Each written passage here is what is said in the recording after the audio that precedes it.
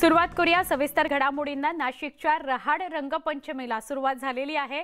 नाशिकमधील गाडगे महाराज चौक या ठिकाणी ही रंगपंचमी मोठ्या उत्साहात साजरी केली जाते। पेशवेकालीन रहाडींमध्ये रंग कालवून रंग उत्सवाला सुरुवात केली जाते, तर काही ठिकाणी स्प्रिंकलर्स आणि डीजेच्या तालावर तरुणाई थिरकताना पाहायला मिळते।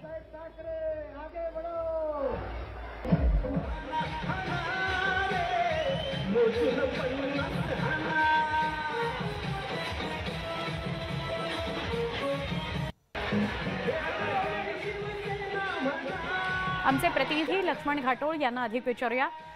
लक्ष्मण, आज वेगळेच रंग नाशिकमध्ये बघायला मिळतायत, रंगपंचमीचा उत्साह बघायला मिळतोय, काय अधिक माहिती द्याल?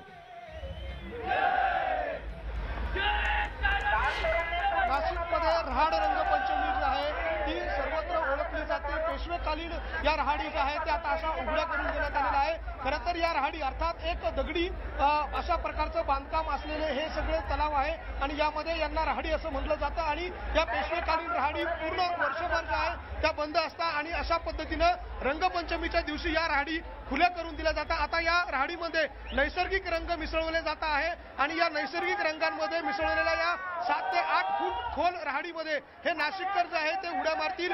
दुसऱ्या चौकातले मुलं या ठिकाणी येऊन राहाडा करायचा आणि या रहाडीत उड्या मारायचा, अशा प्रकारची ही ऐतिहासिक परंपरा जी आहे ती नाशिकच्या रंगपंचमीला आहे। आणि या रहाडीत रंग उड्या मारण्यासाठी या रहाडीमध्ये डुबक्या मारण्यासाठी नाशिककर आतुरतेने वाट बघत असतात। आपण जर बघितलं तर रहाडीच्या चारही बाजूला मोठ्या प्रमाणात नाशिककरांची गर्दी झालेली आहे आणि पुढच्या काही वेळामध्ये ही रहाड ज्या वेळेला या ठिकाणी सुरू होईल त्यावेळेला हे सगळे नाशिककर जे आहे ते या रहाडीमध्ये कूदतील आणि आपला रंग उत्सव जो आहे तो साजरा करतील। नाशिकमध्ये आज वेगवेगळ्या शहराच्या वेगवेगळ्या भागांमध्ये रंगपंचमी साजरी केली जाते, मात्र रहाड रंगपंचमी ही नाशिकमधली पारंपरिक आणि ऐतिहासिक अशा प्रकारची रंगपंचमी आहे। साधारणतः 350हून अधिक वर्षांची परंपरा या नाशिकमधल्या रहाड रंगपंचमीला आहे। आता या ठिकाणी आपण जर दृश्यांमध्ये बघितलं तर हे उकळलेले रंग जे आहेत ते रहाडीमध्ये मिळवले जात आहे। फुलांपासून तयार केलेले हे नैसर्गिक रंग जे आहे ते या रहाडीमध्ये टाकले जात आहे आणि ही रहाड जी आहे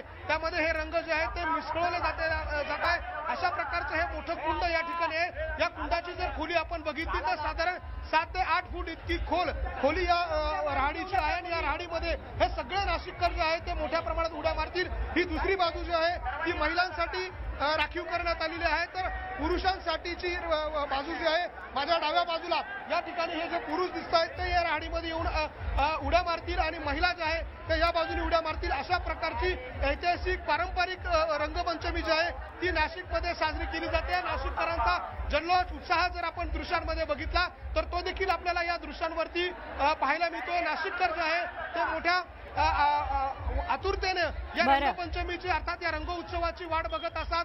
लहान मुलांपासून अबालवृद्धांपासून तर महिलांपर्यंत असे सगळेच जण या रंगपंचमीची वाट बघत असतात। आता पुढच्या काही वेळामध्ये या ठिकाणी हा रंग जो आपण दृश्यांमध्ये बघतोय हा रंग या ठिकाणी मिसळला जाईल, त्यानंतर पूजा केली जाईल आणि त्यानंतर या रंगपंचमीला रहाड रंगपंचमीला खऱ्या अर्थानं सुरुवात होईल। अशा प्रकारची अनोखी आगळीवेगळी पारंपरिक रंगपंचमी नाशिकमध्ये साजरी होती आहे। सुवर्ण पारंपरिक रंगपंचमी आहे, पेशवेकालीन आहे।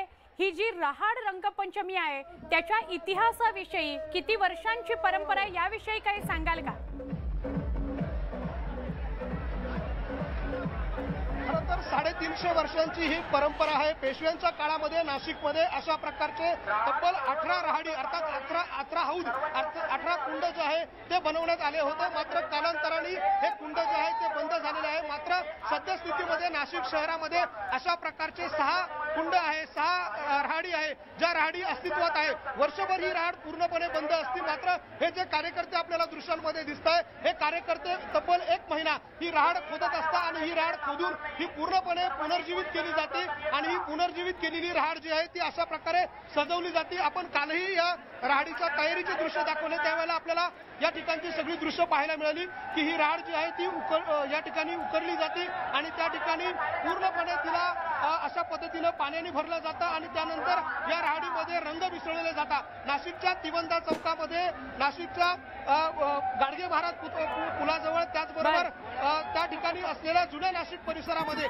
अशा आणि पंचवटी परिसरामध्ये अशा तब्बल नाशिक शहरामध्ये 6 राहाडी आजही अस्तित्वात आहे आणि या 6 राहाडींवरती रंगपंचमी जी आहे ती मोठ्या उत्साहामध्ये आणि पारंपरिक पद्धतीने साजरी केली जाते. सुवर्ण, जर आपण हे दृश्य बघितलं तर हे दृश्य अतिशय बोलके आहे. कुठल्याही शहरामध्ये अशा प्रकारची रंगपंचमी, रहाड रंगपंचमी जी आहे ती साजरी केली जात नाही. नाशिकला पेशवेकालीन परंपरा आहे. पेशव्यांचं आणि या पेशवेकालीन परंपरेचं थेट प्रक्षेपण आपण बघतोय. आमचे प्रतिनिधी लक्ष्मण घाटोळ सुद्धा आज वेगवेगळ्या रंगांमध्ये रंगून गेलेले आहेत. आता रहाड रंगपंचमी खेळण्यासाठी काही क्षणामध्ये सगळे या रहाडीमध्ये उतरतील. धन्यवाद, सविस्तर माहिती दिलीत लक्ष्मण, त्याबद्दल. साताऱ्याच्या वाई तालुक्यातील बावधन बगाड यात्रेचा उत्साह आपल्याला बघायला मिळतोय. यंदा बगाड्याचा मान दिलीप दाभाडे यांना मिळालेला आहे. ज्यांचा नवस पूर्ण होतो त्यांना बगाडी होण्याचा मान मिळतो. बगाड्याच्या 1 दिवस आधी भैरवनाथ मंदिरासमोर हे बगाड उभे केले जातात. त्यानंतर देवाचा छबिना बगाड्यासह सोनेश्वर मंदिराच्या दिशेने वाजत गाजत आणला जातो. सोनेश्वर मंदिरापासून बगाडाला बैलजोडी झुंपल्यानंतर यात्रेला सुरुवात होते. ही यात्रा पाहण्याकरता भाविक गर्दी करतायत. सातारा जिल्ह्यातला जो वाई तालुका आहे, या वाई तालुक्यातल्या बावधन गावच्या बगाड यात्रेला सध्या सुरुवात झालेली आहे. काळ भैरवनाथ यात्रेच्या निमित्तानं या ठिकाणी हे बगाड भरवलं जातं आणि आपण या ठिकाणी पाहू शकतो या बगाड यात्रेला सुरुवात झालेली आता सध्या आपल्याला पाहायला मिळते. या बगाडाचा मान दरवर्षी वेगवेगळ्या बगाड्यांना मिळत असतो. मात्र या वर्षीचा मान जो आहे तो दिलीप दाभाडे यांना मिळालेला आहे. 35 वर्षापूर्वी त्यांच्या भावानी जो नवस बोलला होता, या नवसाच्या निमित्तानं त्यांना हा मान मिळालेला आहे आणि भावाचा नवस फेडण्यासाठी दिलीप दाभाडे आज आपल्याला या बगाडावर पाहायला मिळत आहेत. काही वेळापूर्वी कृष्णा नदीमध्ये या बगाड्याला आंघोळ घातल्यानंतर तयारी करून सोनेश्वराच्या मंदिरात शेजारी वाजत गाजत आणलं आणि या बगाडाच्या इथपर्यंत त्यांना आणल्यानंतर काही वेळापूर्वी त्यांना या बगाडाला लटकवत आता पुढील वाटचाल जी आहे या बगाडाची ही गावाच्या दिशेनं, मंदिराच्या दिशेनं सुरू झालेली आपल्याला पाहायला मिळते. खरं पाहायला गेलं तर या बगाडाला जवळपास 500 बैलजोड्या जुंपण्यात येतात. एका वेळेला 12 बैलजोड्या या बगाडाला जुंपण्यात येतात. काही वेळ पुढे चालल्यानंतर या बैलजोड्या काढून पुन्हा नवीन बैल या बगाडाला जुंपण्यात येतात. 500 बैलांना हा दरवर्षी मान मिळत असतो बगाडाला खेचण्याचा. आत्ता आपण इथं या ठिकाणी पाहू शकतो हा नयनरम्य सोहळा पाहण्यासाठी महाराष्ट्रभरातून लाखो भक्त या ठिकाणी उपस्थित झालेले आपल्याला पाहायला मिळत आहेत. कॅमेरामॅन संदीप पाटीलसह मी सचिन जाधव, न्यूज 18 लोकमत, सातारा. साताऱ्यातील बावधनच्या बगाडाला उदयनराजेंनी भेट दिली. बगाडाला एकत्र येतात, तसंच कायम एकत्र राहा असं आवाहन उदयनराजे भोसले यांनी भाविकांना केलं. देवाकडे सगळ्यांच्या उत्कर्षाचं मागणं मागितल्याचं खासदार उदयनराजे भोसले म्हणाले. बगाडाच्या वेळेस तुम्ही सगळे एकत्र येतात, यात्रेच्या वेळेस एकत्र येतात, तसं कायमस्वरूपी तुम्ही सगळ्यांनी एकत्र राहिलं पाहिजे. तरच ह्या संपूर्ण भागाचं कल्याण होईल, तरच हा देश एकत्र राहील. अनेक जणांचं स्वप्न असतं किमान हेलिकॉप्टरमधून एकदा तरी उड्डाण घ्यावं, पण ते सत्यात साकारता येत नाही. म्हणून सांगलीत फ्लाईट जॉय स्पोर्ट्स क्लबतर्फे आजपासून पॅरामोटर मिनी हेलिकॉप्टर सुरू करण्यात आलंय. पालकमंत्री सुरेश खाडे यांच्या हस्ते याचं उद्घाटन झालं. यावेळी खाडेंनी या पॅरामोटर मिनी हेलिकॉप्टरमधून विहार केला. मिनी हेलिकॉप्टरची सफर सर्वसामान्यांसाठी सकाळी 6 ते 9 आणि संध्याकाळी 5 ते 7 या वेळेत सुरू असणार आहे. फायर एन्जॉय क्लबतर्फे एक पॅरा मोटरिंगचं एक थोडक्यात छोटं हेलिकॉप्टर असं आणि अशी ही एक सोय उपलब्ध झाली आणि सुंदर असं आहे. कारण मी सकाळी फ्लाय केलं त्याच्यातून, परत मी 11 तास फ्लाय केलं मी. खूप सुंदर आहे आणि मुलांसाठी एक वेगळा अनुभव, फॅमिलीसाठी वेगळा अनुभव. ह्या दृष्टिकोनातून एक लाईफमध्ये आपण कधी गाडीत बसतो, गाडीतून आपण रेल्वेत बसतो, पण वरती बसायला, विमानात बसायला किंवा हेलिकॉप्टर बसायला आपल्याला मिळत नाही आहे. पण ही सोय आपल्या सांगलीमध्ये उपलब्ध झाली. हे पश्चिम महाराष्ट्रामध्ये नॉर्मली अशा टाईपचा अनुभव घ्यायचा असेल तर कुठेतरी खूप उंचावर डोंगरावर जाऊन मग पॅराग्लायडिंग करून अनकंट्रोल पद्धतीनं खाली यायला लागतं. आणि अत्यंत सेफ गोष्ट आहे. ह्याला एक इमर्जन्सी पॅराशूट पण असतं आणि अतिशय चांगली अनुभवाची घेण्याची गोष्ट आहे. सर्वांनी त्याचा लाभ घ्यावा सांगलीकरांनी. INS विक्रांत संदर्भातल्या बातम्या आता बघणार आहोत.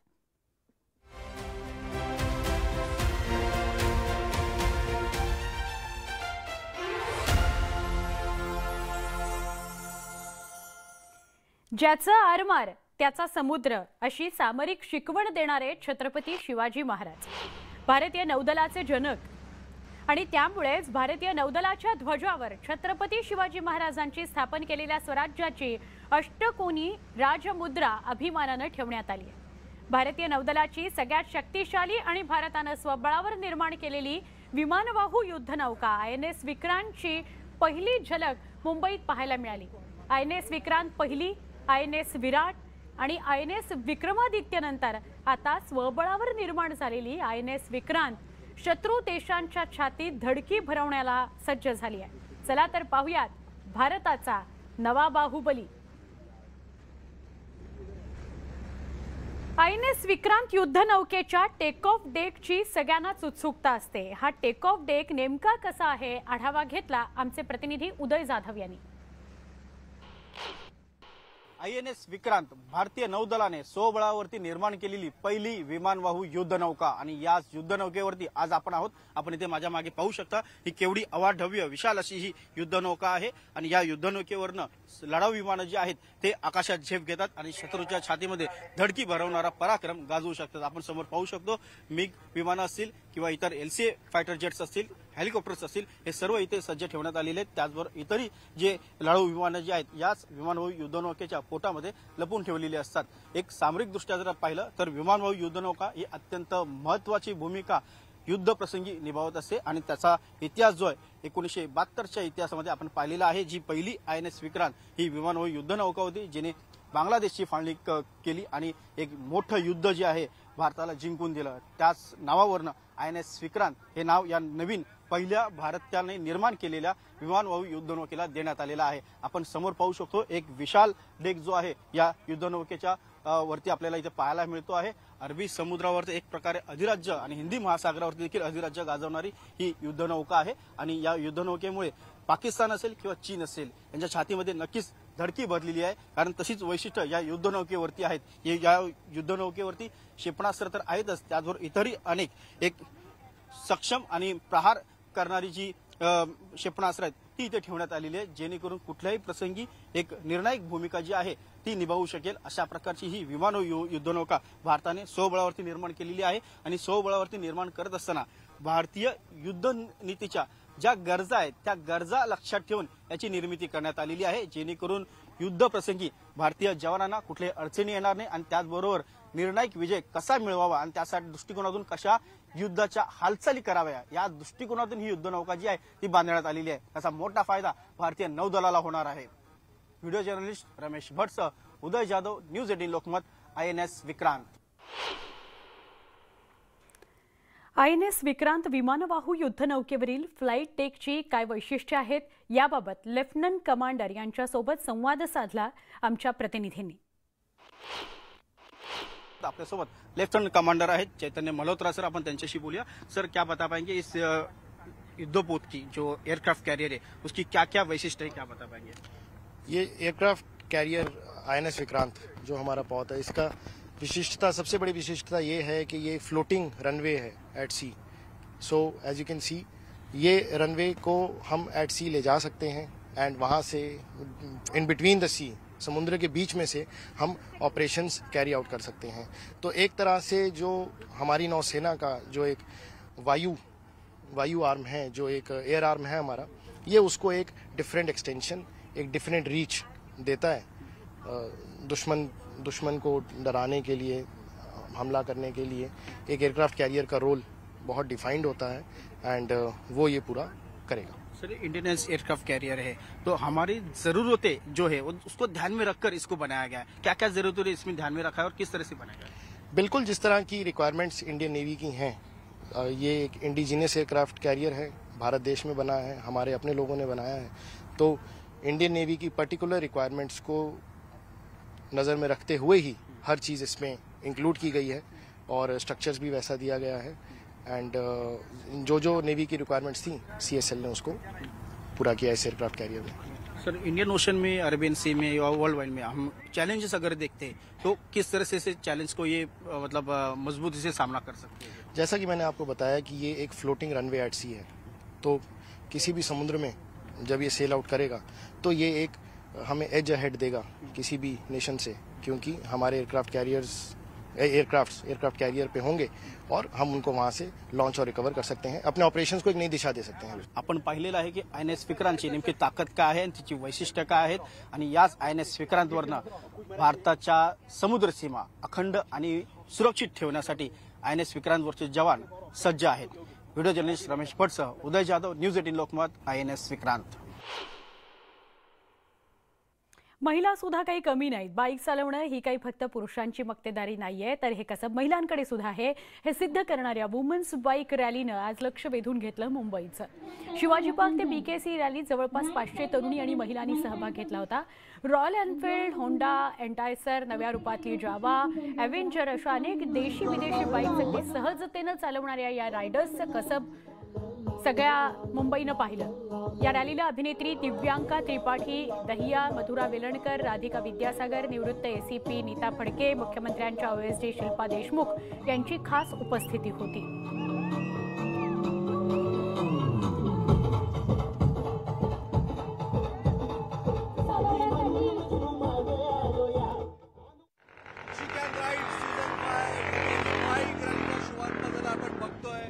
हीच आहे ती जागा। आणखी याच ठिकाणावरून सीझन 5 ला पुन्हा एकदा युवती महिला या रस्त्यावर उतरल्या आहे।